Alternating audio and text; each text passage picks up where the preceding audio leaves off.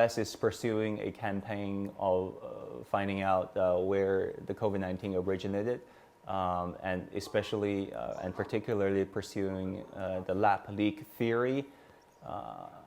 What do you think are the motivations behind President Biden's probe? Are they motivated by politics or by science? Bon, je crois que la Chine a été le premier pays qui est affecté par ce mal, mais en même temps, c'est le premier pays qui a réussi ou qui est en train de réussir de le dépasser. Mais en même temps, ce mal a montré l'interdépendance entre les nations, entre les pays, entre les pays et entre les systèmes. C'est pour cela que il y a aujourd'hui des valeurs, des éléments sur lesquels le monde doit travailler ensemble. Et la Chine doit jouer un rôle essentiel dans ce changement. Et je pense à la nécessité de continuer à œuvrer pour la lutte contre le coronavirus.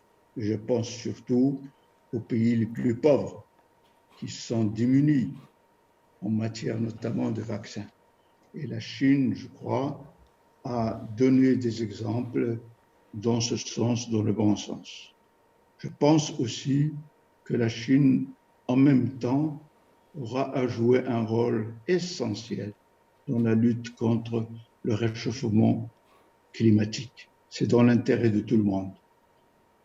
Et je pense en troisième lieu que ce qui s'est passé, notamment avec la crise sanitaire, a montré l'intérêt qu'on doit accorder à la lutte contre la pauvreté. La Chine, en 2021, a montré qu'elle a réussi de relever un grand défi. C'est l'élimination de la grande pauvreté. Elle a joué un rôle important pour réduire la pauvreté dans le monde, et notamment en Afrique. Et la pauvreté, c'est en même temps la sécurité.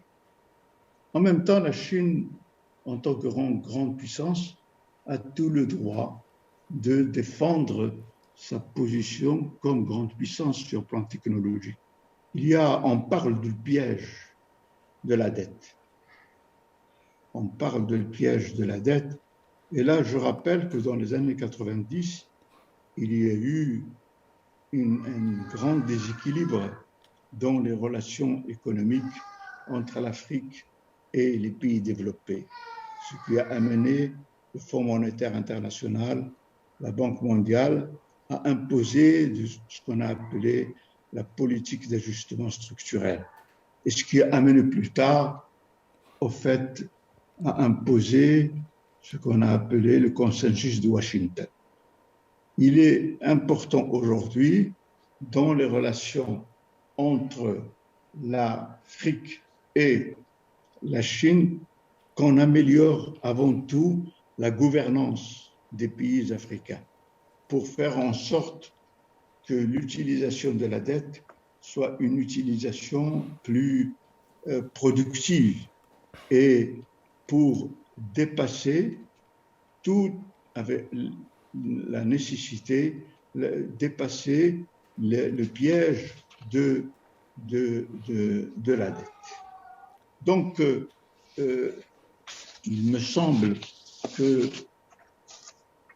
la sortie de cette crise mondiale de 2021-22, la crise de Covid, est une opportunité. C'est une opportunité pour nous pour essayer de développer pour enrichir les rapports entre la Chine, l'Afrique et le monde arabe. C'est dans ce sens-là que je pense que les sommets de Johannesburg de 2015, le sommet qui a eu lieu à Pékin en 2018, Et le sommet qui est appelé à être organisé cette année à Dakar est une opportunité aussi pour enrichir les rapports entre, les deux pays. Il est certain que depuis 2000, la demande chinoise a joué un rôle important.